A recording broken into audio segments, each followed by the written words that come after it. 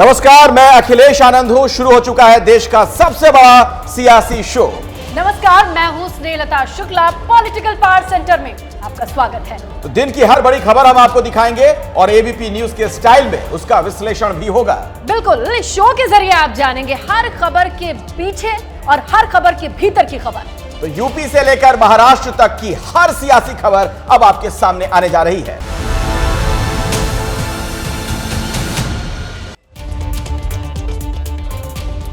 तो political power centre की शुरुआत करते हैं और आज की जो सबसे बड़ी खबर है जिसने कई सवाल भी खड़े कर दिए हैं, वो गोंडा में हुआ ट्रेन हादसा। जिस तरीके से वहां पर डिरेल हो गई ट्रेन, कई कोचेस डिरेल हुई हैं, कई गंभीर सवाल हैं। और अभी की बड़ी खबर मैं आपको बता दूं, पता यह चल रहा है कि दरअसल वहां एक धमाके की आवाज भी आई थी। लोको पायलट ने एक्सीडेंट से पहले धमाके की आवाज सुनी थी। ये ट्रेन जो कि चंडीगढ़ से डिब्रूगढ़ जा रही थी, ये गोंडा के पास डिरेल हो गई। और इसी में एक बड़ा अपडेट, अभी की बड़ी जानकारी सामने आ रही है कि लोको पायलट ने एक्सीडेंट के पहले सुनी थी धमाके की आवाज। तो सवाल यह कि आखिर ये किस तरीके का धमाका था। हादसे से पहले लोको पायलट का यह दावा है कि मैंने धमाके की आवाज सुनी थी। ये रेलवे के हवाले से यह बड़ी खबर। गोंडा में ट्रेन हादसा हुआ है, 4 मौत की पुष्टि की जा चुकी है, 25 लोग जख्मी हैं। यह संख्या बढ़ भी सकती है क्योंकि ये तस्वीरें जो आप देख रहे हैं वहां पर स्थिति जो है बहुत ही चौंकाने वाली। जिस तरीके से ये हादसा हुआ, एक के बाद एक कई कोचेस डिरेल हो गई, कई लोग अंदर अभी भी फंसे हो सकते हैं। कोशिश ये की जा रही है कि जल्द से जल्द लोगों को अस्पताल तक पहुंचाया जा सके। इसी खबर पर ज्यादा जानकारी लेते हैं, मेरे सहयोगी संजय त्रिपाठी इस बीच हमारे साथ जुड़ गए हैं। संजय, क्या कुछ वहां चल रहा है, राहत और बचाव का काम कैसे चल रहा है वो तो बताइए। लेकिन एक जो बड़ी जानकारी निकलकर सामने आ रही है कि लोको पायलट ने धमाके की आवाज सुनी थी हादसे के पहले, ये क्या मसला है? देखिए, ऐसे इनपुट मिले हैं उत्तर प्रदेश की सुरक्षा एजेंसियों को और ये साझा किए गए हैं दिल्ली से कि जो लोको पायलट इस ट्रेन को चला रहा था, उसने इस ट्रैक पर जब अपना इंजन पास किया है, ट्रेन को आगे बढ़ाया है, तो उस वक्त एक धमाके की आवाज़ सुनी है। अब ये धमाका था या और कुछ था, इसकी जांच के लिए यूपी एटीएस की टीमों को मौके पर भेजा जा रहा है। वो सारी छानबीन करेंगी, चूँकि एक्सपर्ट टीम है यूपी एटीएस, तो मौके पर जा कर के सारे एविडेंसेस कलेक्ट करेगी। जहाँ की बात कही जा रही है, जहाँ घटना स्थल है, वहाँ से वो सारे सैंपल्स लेगी और इस बात को जिसकी जानकारी आ रही है कि धमाका हुआ था, ये देखा जाएगा कि कहीं ये कोई दुर्घटना है या फिर कोई साजिश थी। तो ये बड़ी अहम जानकारी सामने आ रही है। यूपी एटीएस की टीमें मौके के लिए रवाना हो गई हैं, वो जा करके पड़ताल करेंगी कि कहीं ये साजिश तो नहीं थी।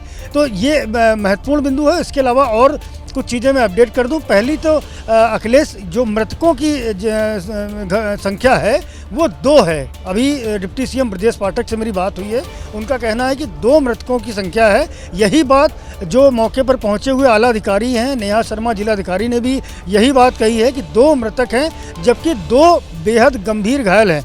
जिला अस्पताल गोंडा में इन दोनों घायलों का उपचार चल रहा है। इसके अलावा लगभग 29 से 30 लोग ऐसे हैं जो मामूली या आंशिक रूप से घायल हुए हैं। उनको भी जो नज़दीक का मनकापुर का सीएचसी है, वहाँ उनका ट्रीटमेंट किया जा रहा है। उनके साथ में कोई गंभीर बात नहीं है। गंभीर जो 2 घायल हैं उनको गोंडा के जिला अस्पताल लाया गया है और वहाँ उनका ट्रीटमेंट किया जा रहा है। तो बहरहाल ये संशोधन है कि मृतकों की संख्या 4 नहीं बल्कि 2 है। और आगे के लिए लगातार जो कार्रवाई चल रही है उसके बारे में आपको अपडेट देता हूँ कि अब जो कोचेस पलटे हुए थे।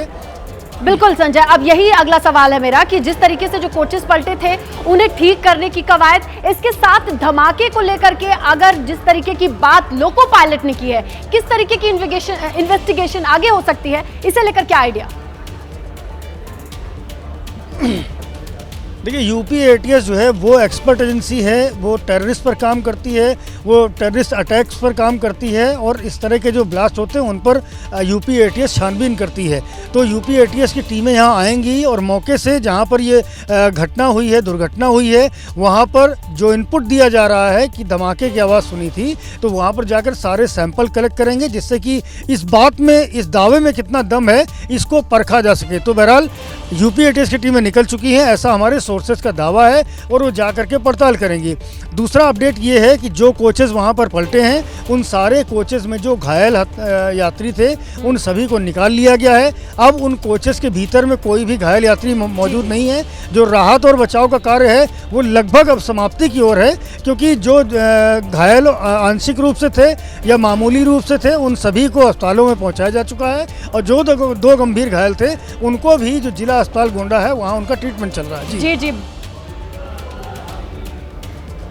और इस बीच हमारे साथ रविकांत भी जुड़े हैं, हमारे एक और सहयोगी। रविकांत, रेलवे से जुड़ी खबरों पर बहुत करीब से नजर बनाकर रखते हैं आप। ये बताइए, अब कुछ और इंफॉर्मेशन अगर मिल पाई हो, और ये जो एक साजिश वाली बात निकलकर सामने आ रही है, ये कहां से आ रही है? जो कहा जा रहा है कि धमाके की आवाज सुनी थी लोको पायलट ने। देखिए, रेलवे ने ये जो जानकारी साझा की है, ये न सिर्फ खबर को एक नया मोड़ दे रही है, बल्कि खबर का इम्पैक्ट जो है वो बहुत बढ़ा रही है। उसका जो पीछे की साजिश है वो बड़ी साजिश की ओर इशारा कर रही है। अब ये कितनी बड़ी साजिश है नहीं है, ये जांच का विषय है।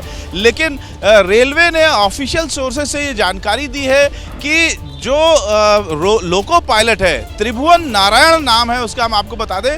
त्रिभुवन नारायण नाम का जो लोको पायलट था, उसने एक धमाके की आवाज़ सुनी है। ये धमाके की आवाज़ किस चीज़ की है, अभी न तो रेलवे ये बता सकने की स्थिति में है, और ना ही जो लोको पायलट है उसने अपना कोई आंखों देखी चीज़ बताई है। उसने सिर्फ सुना धमाके की आवाज़ सुनी, ये जानकारी शेयर की है। ठीक है, बहुत बहुत धन्यवाद रविकांत। आप खबर पर नजर बनाकर रखें, जैसे ही कुछ और अपडेट होगा हम आपके पास दोबारा लौटेंगे।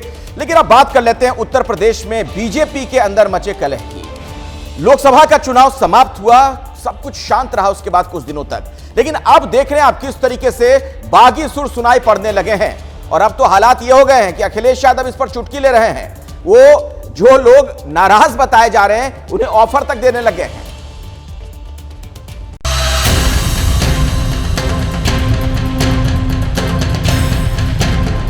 यूपी की आपसी लड़ाई, सियासी पारा हाई, दिल्ली से लखनऊ तक हलचल तेज है। सबसे बड़े प्रदेश में दुनिया की सबसे बड़ी पार्टी में क्लेश मचा है। योगी राजभवन पहुंचे तो सियासी भूचाल आ गया। हालांकि योगी की राज्यपाल से मुलाकात तो सिर्फ औपचारिकता भर थी, लेकिन दिल्ली में जो बैठकें हुई उसमें बहुत कुछ छिपा है। अखिलेश भी बीजेपी में मची इस आपसी कलह पर तंज कस रहे हैं। क्या है अखिलेश का मॉनसून ऑफर, बताएंगे आपको, लेकिन उससे पहले उस रिपोर्ट के बारे में जान लीजिए जो यूपी बीजेपी ने पार्टी हाईकमान को सौंपी है। यूपी बीजेपी अध्यक्ष भूपेंद्र चौधरी ने कल पीएम मोदी और गृह मंत्री अमित शाह से मुलाकात की थी। इस सवा घंटे की मुलाकात में क्या हुआ वो आपको बताते हैं। सूत्रों ने एबीपी न्यूज को बताया कि रिपोर्ट में प्रधानमंत्री को यूपी की जमीनी हकीकत के बारे में जानकारी दी हुई है। खास तौर पर यूपी के 2 महकमों का जिक्र है, जिसमें कि गृह और सूचना शामिल हैं। इनकी कार्यप्रणाली को लेकर के सवाल खड़े किए गए हैं। यूपी में जो जाति गोलबंदी का इशू है वो भी सामने रखा गया है। प्रशासन की निरंकुशता का भी जिक्र किया गया है, और साथ ही ये भी कहा है कि समय रहते कड़े फैसले लेने की जरूरत है। बीजेपी में मची इस हलचल पर अखिलेश की बाँछें खिल गई हैं। लोकसभा चुनाव में जीत के बाद बुलंद हौसलों से भरे अखिलेश ने सोशल मीडिया पर मॉनसून ऑफर की बात लिखी है। अखिलेश ने लिखा, मॉनसून ऑफर, 100 लाओ सरकार बनाओ। कौन बनेगा मुख्यमंत्री, इसकी लड़ाई चल रही है। कोई कह रहा है कि संगठन मजबूत होना चाहिए, कोई कह रहा है सरकार मजबूत होना चाहिए, और लखनऊ से दिल्ली तक का रास्ता रोज नापा जा रहा है। तो इसीलिए हमारे राष्ट्रीय अध्यक्ष ने कहा है कि भाई कम से कम जनता का दुख समझो, और अगर इतनी ही चाहत है तो आ जाओ, हम दे देते हैं तुमको समर्थन। और ये पहले भी कह चुके हैं, बनाना है सरकार आओ। लेकिन ये इसमें एक अंदर बात ये है कि उत्तर प्रदेश की जनता, यहाँ के नौजवान, यहाँ के बेरोजगार, वो किससे गुहार लगाए। आपका तो कुर्सी का खेल ही नहीं खत्म हो रहा है। कि समाजवादी पार्टी के मुखिया आजकल रात में सपने बहुत देखते हैं और सुबह उठ करके उन सपनों को ट्वीट कर देते हैं। ये स्वप्न में सरकार बनाने का जो ख्वाब वो देख रहे हैं ना, ये मुंगेरी लाल के हसीन सपने, ये सपने देखना बंद करें। सरकारें ऑफर के आधार पर नहीं बनती हैं, सरकार बनती है जनमत से, और जनमत मिलता है जनता के बीच में लगातार सक्रिय रहने से। अब अखिलेश यादव जी की समाजवादी पार्टी पुरानी ऑफरबाज पार्टी रही है। ऑफर दे करके, ऑफर ले करके ये सरकारें बनाती बिगाड़ती रही हैं यूपीए के साथ में, लेकिन भारतीय जनता पार्टी पार्टी के साथ ये ऑफर का खेल नहीं चलेगा। ऐसा नहीं है कि अखिलेश यादव ने पहली बार केशव प्रसाद मौर्य को ये ऑफर दिया हो। जब जब केशव प्रसाद मौर्य के कैंप से नाराजगी की खबरें आती हैं तब तब अखिलेश यादव उन्हें यही ऑफर देते हैं, और इस बार जो अखिलेश यादव का ऑफर है वो है मानसून ऑफर। हालांकि केशव प्रसाद मौर्य कल ही समाजवादी पार्टी पर हमला बोल चुके थे। केशव प्रसाद मौर्य ने सोशल मीडिया साइट एक्स पर लिखा था, अखिलेश यादव जी, देश और प्रदेश दोनों जगह मजबूत संगठन और सरकार है। एसपी का पीडीए धोखा है। यूपी में समाजवादी पार्टी के गुंडा राज की वापसी असंभव है। बीजेपी 2027 विधानसभा चुनाव में 2017 दोहराएगी। यूपी में 10 सीटों पर उपचुनाव होने हैं। बीजेपी की साख दांव पर है। ऐसे में उपचुनाव से पहले बीजेपी को आपसी लड़ाई को जल्द सुलझाना होगा, नहीं तो कहीं कमल फिर से ना मुरझा जाए। इस बात का डर भगवा पार्टी के हर कार्यकर्ता को है।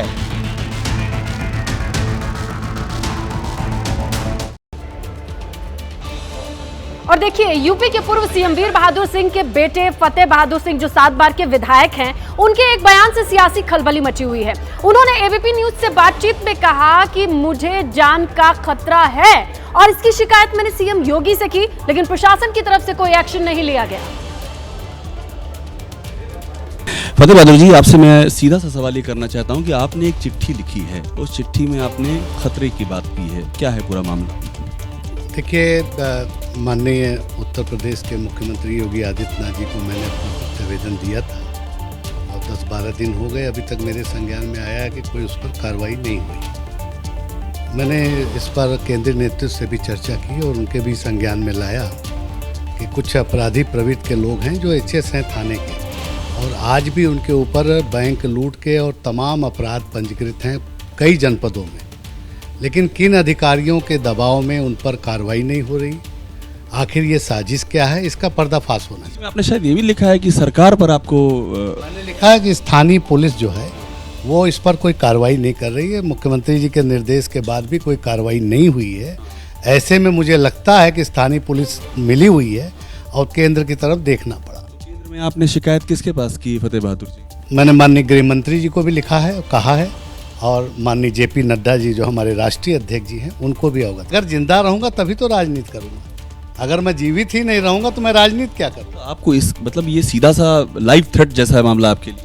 बिल्कुल है, और इसके पीछे कारण सिर्फ एक है, जो विरोधी दल के लोग हैं वो सब साजिश करके इकट्ठा चंदा कर लिए हैं। 1 करोड़ रुपए चंदा? जी हाँ। मेरे पास आज तक पत्र लिखने के बाद किसी अधिकारी ने मुझसे पूछा नहीं क्या घटनाक्रम है, क्या है, तो मुझे इसकी तकलीफ थी। मैंने कहा इसकी जानकारी मैं दे दूं। बात हम कांवड़ यात्रा की करने जा रहे हैं, क्योंकि उत्तर प्रदेश में कांवड़ यात्रा पर मुजफ्फरनगर जिले की पुलिस के एक फरमान ने विवाद खड़ा कर दिया है। दरअसल पुलिस ने यह कहा कि होटल मालिक हो, ढाबे के मालिक हो, खोमचे वाले हों, वो नाम डिस्प्ले करें, यानी दुकान के बाहर उनका नाम लिखा होना चाहिए। इसे लेकर अब सियासी बवाल खड़ा हो गया है।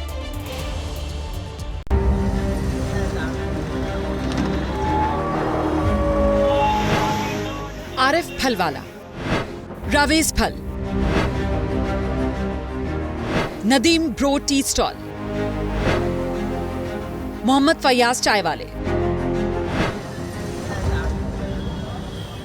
सलीम शुद्ध शाकाहारी भोजनालय। ये सभी तस्वीरें यूपी के मुजफ्फरनगर की हैं, जहां कावड़ यात्रा से पहले पुलिस ने रास्ते में पड़ने वाली दुकानों के नाम और पहचान दोनों ही बदलवा दिए।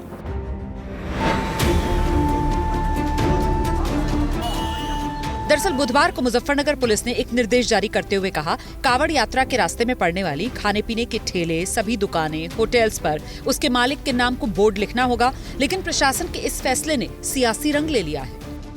जैसा कि पूर्व में ये मामले सामने आए हैं कि कांवड़ में जो कांवड़िए आते हैं, कई जगह रेट लिस्ट को लेकर होटल और ढाबों पे विवाद हुआ खाने वाली चीज़ों को लेकर।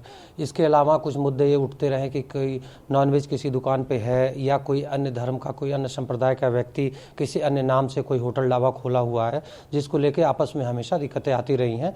उसके देखते हुए निर्णय लिया गया था कि जो भी दुकान है, होटल हैं, ढाबे हैं, इस सब पे उसका जो प्रोप्राइटर हो, जो उसका मालिक हो, उसका नाम बड़े बड़े अक्षरों में साफ सुथरा इंगित हो, दुकानों पर रेट लिस्ट लगाई गई हो। सहारनपुर के डीआईजी आखिर ऐसा तर्क क्यों दे रहे हैं? अब पहले जरा वो समझ लीजिए। टीवी स्क्रीन पर मौजूद ये तस्वीरें मुजफ्फरनगर के ही एक होटल की हैं। होटल एक लेकिन नाम दो, और ऐसा इसलिए क्योंकि पहले इस होटल का नाम संगम शुद्ध भोजनालय था, लेकिन मालिक का नाम लगाने वाले प्रशासन के निर्देश जारी होने के बाद अब इसका नाम बदलकर सलीम शुद्ध शाकाहारी भोजनालय हो गया है। बाकायदा ये देखिए पहले क्या नाम था और अब क्या नाम है। पुलिस का फरमान है और उसके बाद यहाँ पर जो नाम है वो नाम बदल दिया गया है। चारों तरफ लिखा हुआ है संगम शुद्ध भोजनालय और यहाँ लिख रखा है सलीम शुद्ध शाकाहारी भोजनालय। चाचा आपका नाम जानना चाहूंगा। सलीम नाम है। अच्छा, पहले तो आपके होटल का नाम था संगम शुद्ध भोजनालय। क्या नाम था पहले? संगम शुद्ध भोजनालय। अच्छा, अब क्या बोर्ड लगाया है? सलीम शुद्ध शाकाहारी भोजनालय। अच्छा, क्यों बदलना पड़ा नाम? बस कावड़ की वजह से, माहौल की वजह से। अच्छा, कावड़ की वजह से। अच्छा, कौन आया था? सभी आए थे, पुलिस चौकी भी आई थी, अस्पताल से भी आए थे, अधिकारी आए थे। अच्छा, क्या कह के गए? बस कहा कुछ नहीं, एक आज अपने नाम से बोर्ड लगा लो। पूरे शहर में पता है, कहीं पूछ लो, जिसे पता ना हो भाई सलीम का होटल है, सबको पता है पूरे। दिक्कत कोई नहीं, कुछ दिक्कत तो कुछ नहीं है, दिक्कत कुछ नहीं है। फैयाज भाई आपसे जानना चाहूंगा, कब लगवाया आपने ये बोर्ड? 4 रोज पहले लगवाया। अच्छा, किसके कहने पे कौन आया? प्रशासन आया था। अच्छा, पूरी बात बताइए, क्या कह गया था? ये कह गए थे कि बोर्ड लगाओ और अपना नाम लिखो। हमारे लिए तो हमने तो ये अच्छा मानना कि नाम होना जरूरी है। भाई हम मुसलमान हैं, वे हिंदू भाई आते हैं, कोई गलत नहीं है। मैं अपनी तपस्या करते हैं। क्या बोला गया आपको? आपको बोला बोर्ड लगाए, केला बेचना है तो। अच्छा जी, और अगर नहीं लगाएंगे? नहीं बेचना। दिन कौन आया था कि बोर्ड लगाना है? पुलिस वाले आए थे, कह गए थे ये बोर्ड लगाना है वरना दुकान बंद होगी। मुजफ्फरनगर प्रशासन के इस फैसले पर विपक्ष से लेकर फिल्मी जगत की हस्तियों ने विरोध जताया। कांग्रेस इस फैसले को मुसलमानों का आर्थिक बहिष्कार बता रही है। इसके पीछे की मंशा बड़ी स्पष्ट है, आप समझ गए होंगे। हिंदू कौन है, मुसलमान कौन है। इसके पीछे मंशा है इकोनॉमिक बॉयकॉट ऑफ मुस्लिम्स को नॉर्मलाइज करना, कैसे आर्थिक बहिष्कार का सामान्यकरण करना है मुसलमानों का। तो इस मंशा को तो हम कामयाब किसी के लिए नहीं होने देंगे। जो तुगलकी फरमान इन्होंने जारी कर दिया है बिना सोचे समझे, ये समाज के अंदर बांटने वाली बात है। समाज को एकजुटता का संदेश देना चाहिए। हिंदू और मुसलमान के नाम के ऊपर बात मत करो, बात करो नौजवान के रोजगार की। समाजवादी पार्टी के मुखिया अखिलेश यादव ने एक्स पर योगी सरकार से सवाल पूछे तो बीजेपी इसे दुकानदारों और कावड़ियों के बीच तनाव न फैलने वाला फैसला बताने में जुटी है। पहचान को सार्वजनिक करना सांप्रदायिक नहीं होता है। स्थानीय स्तर पर इस बात की सूचनाएं लगातार मिल रही थी कि हिंदू देवी देवताओं के नाम पर, हिंदू देवी देवताओं के चित्र लगा करके, धार्मिक प्रतीक चिन्ह लगा करके लोगों की भावनाओं को भड़काने का प्रयास किया जा रहा है। इसलिए स्थानीय प्रशासन ने मिले फीडबैक के आधार पर एक प्रिवेंटिव एक्शन लिया है कि किसी भी प्रकार की सांप्रदायिक तनाव की घटना न हो, क्योंकि हमने देखा है उत्तर प्रदेश में कांवड़ यात्रा के समय में छोटी छोटी बातों से सांप्रदायिक तनाव की घटनाएं उत्पन्न हो जाती थी। इसलिए स्थानीय प्रशासन ने एक ये प्रिवेंटिव एक्शन लिया है। बोर्ड लगाने वाले फैसले के बाद एबीपी न्यूज ने स्थानीय मुसलमानों के बीच जाकर प्रशासन के इस फैसले पर उनकी राय जानी। ये सरासर गलत है। आप पाबंदी लगाइए ना, 15 दिन के लिए कोई दुकान नहीं खोलेगा। जो कायदे वाली बात है, कानून वाली बात है, वो करिए ना। आप किसी की जाति के आधार पे आप उसको पहचान करके फिर बाद में उसको मारोगे, क्या करोगे बताओ? गलत है ये सरासर। आप ये कहिए 20 दिन तक ये रोड बंद रहेगा।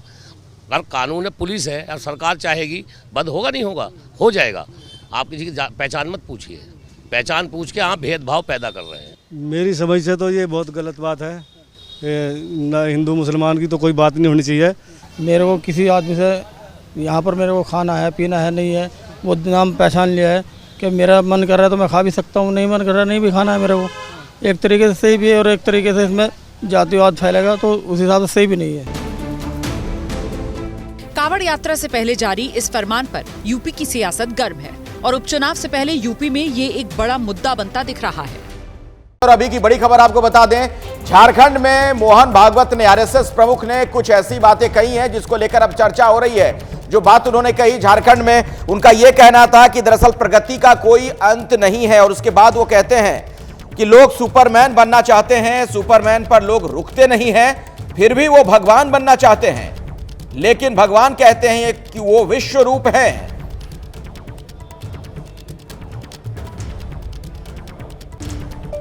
तो मनुष्य है लेकिन मानवता नहीं, इंसानियत नहीं है।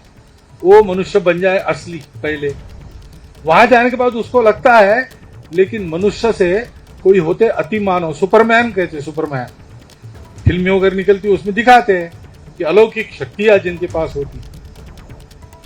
तो फिर मनुष्य अलौकिक बनना चाहता है, सुपरमैन बनना चाहता है, अति मानव बनना चाहता है, लेकिन वहां रुकता नहीं।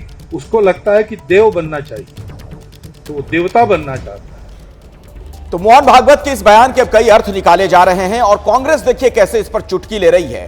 कांग्रेस का जो बयान सामने आया है वो मैं आपको बता दूं, दरअसल जयराम रमेश ने एक पोस्ट पर लिखा है। क्या उन्होंने लिखा उस पर नजर डालिए।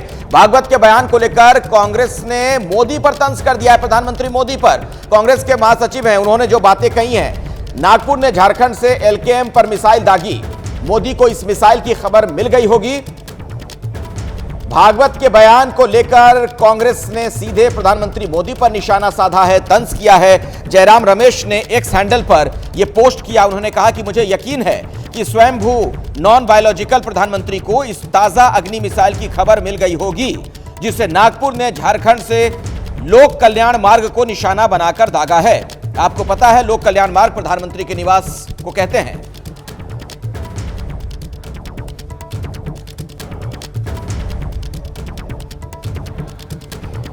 और अब बात कर लेते हैं मुसीबतों की बाढ़ की, जो कि मॉनसून की वजह से आए। देश के ज्यादातर राज्य इसके जद में हैं।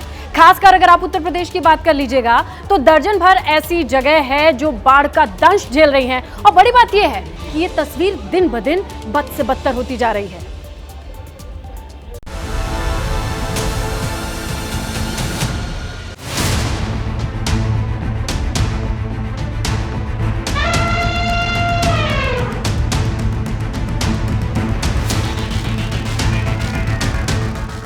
ये उफनते सैलाब की सल्तनत है। यहाँ स्कूल के रास्ते पर नाव से गुजरना शौक नहीं, मजबूरी है, जिंदगी के लिए जरूरी है और सुनहरे भविष्य के लिए।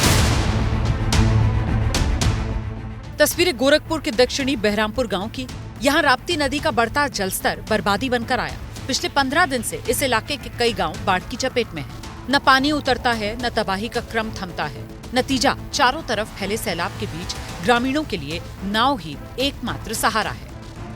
साफ तौर से काफ़ी ज़्यादा बच्चों को मुसीबत का सामना करना पड़ रहा है। जिस तरह की तस्वीरें, जिस तरह के मंजर यहाँ पर गोरखपुर में अलग अलग हिस्सों में देखने को मिल रहे हैं, जिस तरह की तस्वीरें ये नज़र आती हैं देखकर यहाँ पर, वैसा लगता है कि नेता से लेकर तमाम जो अधिकारी हैं या प्रशासन बच्चों के लिए कोई ठोस कदम उठाएंगे। लेकिन जैसा कि गाँव वाले लगातार ऐसा कह रहे हैं कि बगल से ही यहाँ से राप्ती नदी बहती है, बांध को लेकर कोई काम नहीं किया गया, जिसके चलते हर साल कमोबेश ऐसी ही स्थितियां हो जाती हैं। एक तरफ पढ़ाई का बोझ, दूसरी तरफ नाव से चुनौती। अब क्या किया जाएगा, मजबूरी है। प्रशासन के लोग आते हैं रोज, आप भी लोग आते हैं, प्रशासन के भी लोग आते हैं। देखना चाहिए, उसको थोड़ा ऊंचा करवा देंगे तो खत्म हो जाएगा।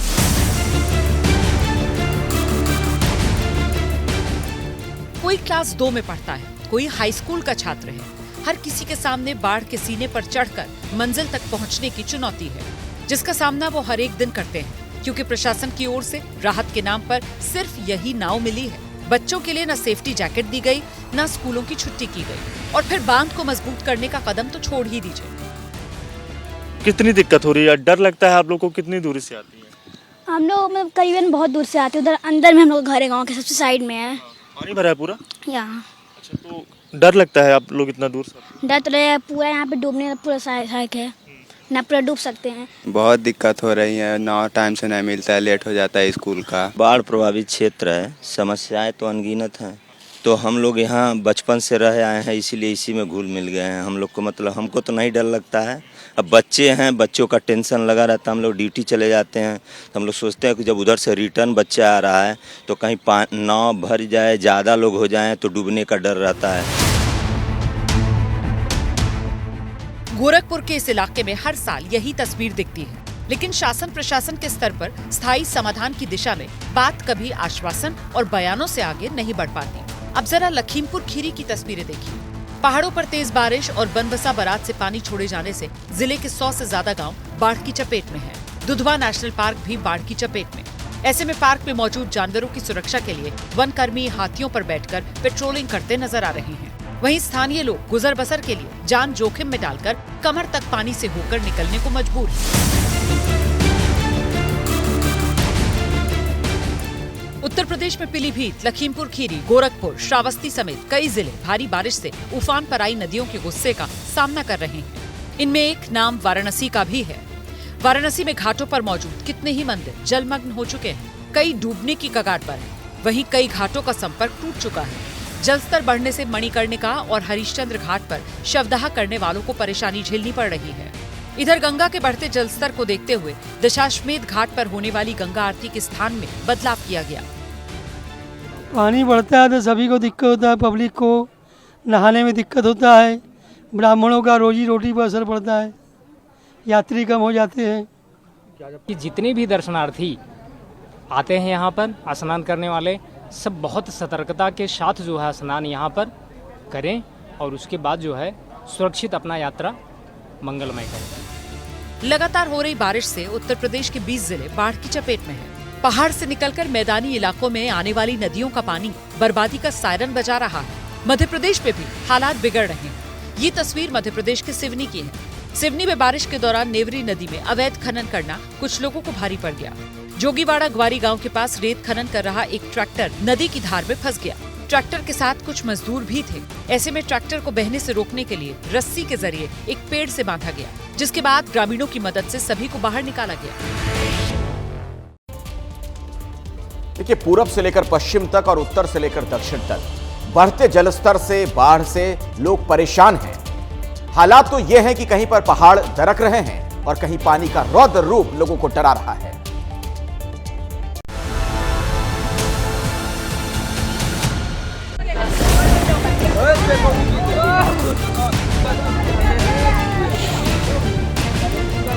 जैसे जैसे बाढ़ की विनाश लीला का दायरा बढ़ रहा है, घर गिरने और जमीन कटने की घटनाएं आम हो चली हैं। तस्वीर बिहार के कटिहार की है। यहाँ के अहमदाबाद प्रखंड में उफान पर बह रही महानंदा नदी स्थानीय लोगों की मुश्किलें बढ़ा रही है। इलाके में नदी का जलस्तर बढ़ने से जमीन कटने की रफ्तार तेज हो गई है। ग्रामीणों को डर है, अगर बारिश नहीं रुकी, नदी का जलस्तर कम नहीं हुआ तो गांव के कितने ही मकान नदी में समा जाएंगे। इसमें कटाव बहुत भयंकर कटाव हो रहा है। सरकार जो भी काम हल्का मल्का किया था, अगला बार वो काम अभी जरा रुका हुआ है। उसके बाद जो इधर काम हुआ, काम में कोई सुनवाई नहीं है। सुबह से हम लोग प्रशासन को, इसको मतलब विभाग को बोल रहे हैं, विभाग अब तक नहीं पहुंचा है इसमें हम करके देखने के लिए। हम लोग को तो कोई सुविधा नहीं है, घर तो नजदीक है, गिर रहा है, हम लोग कहाँ जाएंगे? सरकार के द्वारा कार्य किया जा रहा है, इस पर क्या कार्य किया जा रहा है? 2 बोरा भर करके पैलिंग कर दिया, बस हो गया क्या? उसी में रुक रहे हैं कटंती। सूखा समय में तो कोई झांकी नहीं मारने आते हैं। अब जरा छत्तीसगढ़ की तस्वीरें देखिए। छत्तीसगढ़ के बीजापुर में 2 दिन से हो रही बारिश के चलते नदी नाले उफान पर हैं, जिसका सीधा असर आम जीवन पर पड़ रहा है। जिले के जांगला के नजदीक नाले का जलस्तर बढ़ने से हाईवे नंबर 63 पर आवागमन बाधित हो गया। सड़क के दोनों ओर गाड़ियों की लंबी कतार लग गई। एक और तस्वीर देखिए। सड़क पर बाढ़ का पानी आने से कांग्रेस विधायक मांडवी को अपनी कार छोड़कर ट्रैक्टर पर सवार होना पड़ा। बारिश की मूसलाधार रफ्तार एक और नदियों में उफान ला रही है तो दूसरी तरफ शहरों में जल भराव की समस्या पैदा कर रही है। भारी बारिश के बाद मुंबई के चेंबूर की सड़कों की तस्वीर देखिए जरा।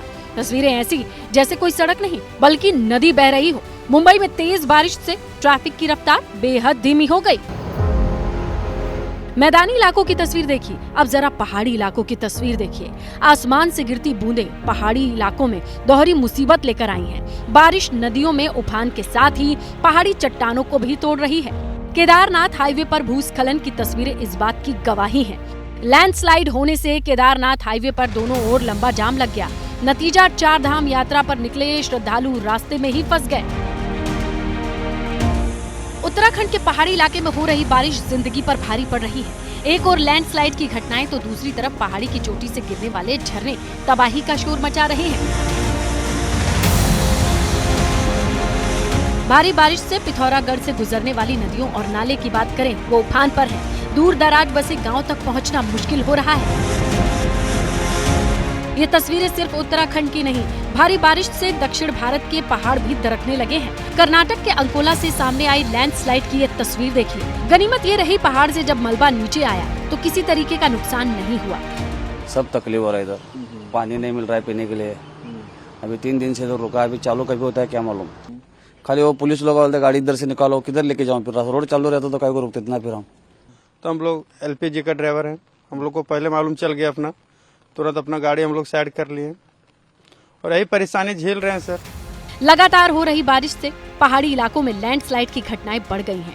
इधर तमिलनाडु में नीलगिरी में भारी बारिश को देखते हुए जिला प्रशासन ने स्कूलों में छुट्टी का ऐलान कर दिया है। नीलगिरी में पिछले 2 दिनों से भारी बारिश हुई, जिसे देखते हुए पर्यटक स्थलों पर टूरिस्ट के जाने पर भी रोक लगा दी गई है। और अब बात नीट परीक्षा की। क्या ये परीक्षा रद्द होगी? छात्रों के भविष्य का क्या होगा? सुप्रीम कोर्ट ने आज एक बड़ा फैसला सुनाया। सुप्रीम कोर्ट ने कहा है कि रिजल्ट जो हैं वो सार्वजनिक किए जाएं और इसके लिए बाकायदा मियाद तय कर दी गई है। शनिवार दोपहर 12 बजे तक का वक्त दिया गया है। छात्रों के जो अंक हैं, जो रिजल्ट है, उसे सार्वजनिक करना पड़ेगा। हालांकि छात्रों के नाम सार्वजनिक नहीं किए जाएंगे, उनके नाम गोपनीय ही रहेंगे।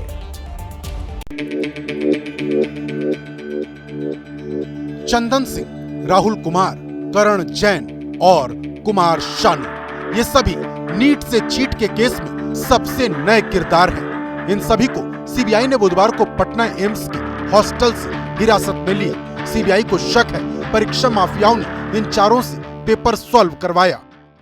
पटना एम्स अस्पताल के हम परिसर में मौजूद हैं। छात्रावास की तस्वीरें दिखा रहे हैं। बुधवार को दोपहर 3 बजे सीबीआई की टीम पहली बार यहां पहुंची, तब चंदन सिंह जो 3rd ईयर का स्टूडेंट है उसको अपने साथ ले गई। वहीं शाम 6 बजे दोबारा सीबीआई की टीम बुधवार को यहां आई, तब कुमार सानू और राहुल कुमार नाम के स्टूडेंट को अपने साथ ले गए। ये लोग भी 3rd ईयर के स्टूडेंट्स हैं। वहीं एक छात्र जो 2nd ईयर में है, जिसका नाम गौरव जैन है, वह उस वक्त हॉस्टल में नहीं था। वो देर रात आया तो वो खुद सीबीआई ऑफिस गया और वहां पर रिपोर्ट किया है। सीबीआई हिरासत में सभी आरोपी पटना एम्स में मेडिकल के छात्र हैं। चंदन सिंह, कुमार शानू, राहुल कुमार तीनों 2021 बैच के मेडिकल स्टूडेंट हैं, जबकि करण जैन 2nd ईयर का स्टूडेंट है। सीबीआई ने सभी के कमरों को सील कर दिया है। हमें इन्फॉर्मेशन जो मिला था कि under graduate MBBS entrance exam जो हुआ था, इसमें जो स्कैम हुआ था, इसी के सिलसिले में इसी में स्टूडेंट इन्वॉल्व हुए हैं। उनका एक वरिष्ठ अधिकारी ने स्टूडेंट का सब डिटेल, उनका पिक्चर, फोटोग्राफ, उनका मोबाइल नंबर हमारे पास भेजे थे। उसके बाद वो आए टीम और हम एम्स पटना तरफ से उनको जितने कोऑपरेट कर पाएंगे हम किए हैं। अगर ये इसमें इन्वॉल्व हैं तो हम हमारे तरफ से कार्रवाई करेंगे। हालांकि अभी पूरी तरह साफ नहीं कि हिरासत में लिए गए चारों मेडिकल स्टूडेंट्स की नीट परीक्षा में गड़बड़ी के मामले में क्या भूमिका थी, लेकिन सीबीआई के एक्शन से नीट परीक्षा में गड़बड़ी के तार पटना एम्स से जरूर जुड़ गए हैं। इधर नीट परीक्षा में गड़बड़ी के मामले में सुप्रीम कोर्ट ने बड़ा आदेश दिया है। सुप्रीम कोर्ट ने परीक्षा में शामिल होने वाले छात्रों के नंबर सार्वजनिक करने के आदेश दिए। कोर्ट ने एनटीए को शनिवार दोपहर 12 बजे तक रिजल्ट सार्वजनिक करने के निर्देश दिए हैं। सुप्रीम कोर्ट ने कहा, इससे ये पता चलेगा कि किस सेंटर से कैसे नतीजे आए। सुप्रीम कोर्ट ने एनटीए को कहा, नंबर सार्वजनिक करते वक्त छात्रों की पहचान सामने नहीं आनी चाहिए। स्ट्रेट अवे पूछा गया तो सॉलिसिटर जनरल साहब ने मना कर दिया कि कोई लीक नहीं हो रहा। तो फिर चीफ जस्टिस साहब ने पूछा कि पटना हजारीबाग में क्या है, तो उसको मिसकंडक्ट और उस श्रेणी में ले रहे हैं, वो लीक नहीं मान रहे। जो है स्टेट बैंक में रखा हुआ था, यानी बैंक से लीक हुआ नहीं। अगर लीक हुआ तो क्या उससे पहले हुआ, उसका कोई जवाब नहीं है कहीं? नहीं, बिल्कुल उससे पहले लीक हुआ है, क्योंकि स्टेट बैंक के अंदर से लीक होने की संभावना, बैंक्स के वॉलेट से लीक होने की संभावना ऑलमोस्ट नील है। इसको हम भी नकारते हैं। दरअसल शुरुआत से ही नीट परीक्षा के कई सेंटर शक के घेरे में हैं। इसमें हजारी के ओआसिस स्कूल और गोधरा के जय जलाराम स्कूल का नाम सबसे ऊपर है। इसके अलावा भी कई सेंटर पर सवाल उठ चुके हैं। वहीं सुनवाई के दौरान चीफ जस्टिस DY चंद्रचूड़ ने माना कि हजारीबाग में पेपर लीक हुआ। हालांकि उन्होंने ये भी कहा कि अभी ये साफ होना बाकी है कि पेपर कितने बड़े स्तर पर लीक हुआ है। अब पहली बार सरकार ने विस्तार से बता दिया है कि पेपर लीक हुआ है या पेपर बाहर निकला है। पेपर शुरुआत होने से पहले यानी कि जब पेपर शुरू होना था, एग्जामिनेशन शुरू होना था, उससे पहले पेपर लीक हो गया था या पेपर बाहर आ गया था। हालांकि सरकार की तरफ से जो सॉलिसिटर जनरल हैं वो जो सुप्रीम कोर्ट में हाजिर हुए, उन्होंने ये कहा कि इसको पेपर लीक नहीं, पेपर ब्रीच कहेंगे। ब्रीच कहें या लीक कहें, पेपर तो बाहर आया है। सुप्रीम कोर्ट इस मामले में सोमवार सुबह 10:30 बजे से आगे की सुनवाई शुरू करेगा। माना जा रहा है कि सोमवार को सुप्रीम कोर्ट नीट केस की जांच में सामने आए तथ्यों को लेकर कोई बड़ा फैसला दे सकता है। वहीं याचिकाकर्ता भी नई दलील दे सकते हैं, जिससे नीट परीक्षा का भविष्य तय हो सकता है। क्योंकि आज हुई सुनवाई के दौरान सुप्रीम कोर्ट ने याचिकाकर्ताओं को साफ कहा कि उन्हें ये साबित करना होगा कि गड़बड़ी बड़े पैमाने पर हुई है और एग्जाम को रद्द करने के अलावा कोई चारा नहीं है। अब देखना है कि सोमवार को जब फिर से केस की सुनवाई शुरू होगी, तब याचिकाकर्ताओं की ओर से क्या नई दलील और तथ्य कोर्ट के सामने रखे जाएंगे, क्योंकि यही तथ्य नीट केस का भविष्य तय करेंगे। तो पॉलिटिकल पावर सेंटर में आज फिलहाल इतना ही। तो कल फिर दिन भर की पॉलिटिकल अपडेट के लिए 6 बजे जरूर देखिएगा। बाकी खबरों के लिए जुड़े रहिए हमारे साथ, देखते रहिए एबीपी न्यूज।